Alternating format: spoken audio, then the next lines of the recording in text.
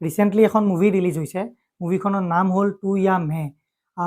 ভাবা নাছিলোঁ মুভিখন চাম বুলি। ভেলেণ্টাইন স্পেচিয়েল বুলি ৰিলিজ দিছিল বলিউডৰ ফালৰ পৰা, আৰু ভাবা নাছিলোঁ এইকাৰণে বিকজ ইমান এটা মানে প্ৰমোশ্যন দেখা নাছিলোঁ মুভিখনৰ, আৰু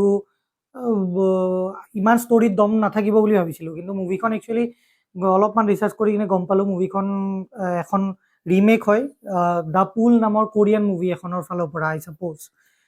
কিন্তু যিহেতু আজি টাইম আছিল, মুভিখন চালোঁ। চাই কিনে কি ফিল কৰিলোঁ সেইটো ভাবিলোঁ আপোনালোকৰ তাতে আপোনালোকৰ লগত এবাৰ কথাটো আলোচনা কৰোঁ আৰু ৰিভিউটো দি দিওঁ আমাৰ ফালৰ পৰা।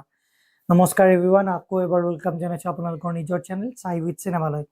আহক ৰিভিউ আৰম্ভ কৰোঁ টু ইয়া মেৰ। চ' টু ইয়া মে এখন ছাৰ্ভাইভেল থ্ৰিলাৰ মুভি হয়, বলিউডৰ ফালৰ পৰা আহিছে। 3 দিন হৈ গ'ল ৰিলিজ হোৱা।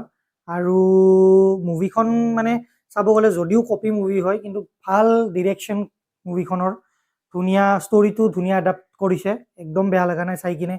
এনেকুৱা আপোনালোকৰ চাই থকাৰ টাইমত এনেকুৱা লাগিব যে মানে গুজবাম্পছ মুভমেণ্ট কিছুমান দিয়ে আৰু। চ' বেচিকেলি আমি ষ্টৰিটো মেক্সিমামে চাগে জানোৱেই, যদি কোনোবাই নাজানে এবাৰ কৈ দিওঁ।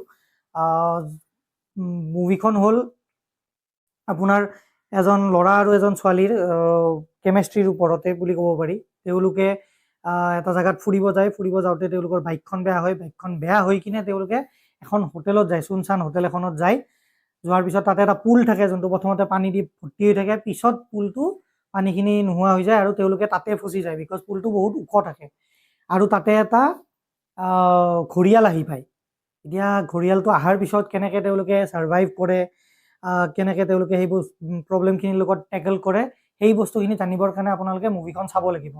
স্পইলাৰ নিদিওঁ, কিন্তু এটা বস্তু ক'ব পাৰোঁ যে মুভিখন হলত ৰিলিজ দিয়াতকৈ যদি OTT ৰিলিজ দিলে হয় সেইটো বেছি ভাল হ'ল হয়, বিকজ তেতিয়া বেছি মানুহে একেলগে চাব পাৰিলে হয়। কিন্তু এতিয়া মই দেখিছোঁ, মই চাব যাওঁতেও মানুহ বেছি নাই, ক'ৰবাত 15জনমান আহিছিল চাগে।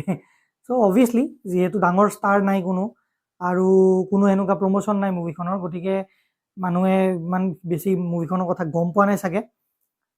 কিন্তু মুভিখন চাব লগা মুভি।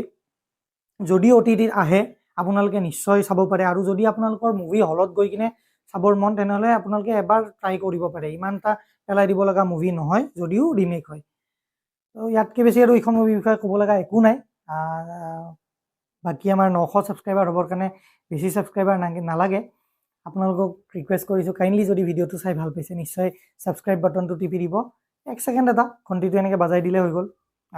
ছাবস্ক্ৰাইব বাটনটো টিপি ঘণ্টিটো এনেকৈ বাজাই দিব, যাতে আমাৰ ফালৰ পৰা যোনবিলাক আপডেটছ আহে আপোনালোকে লগে লগে পাই যায়।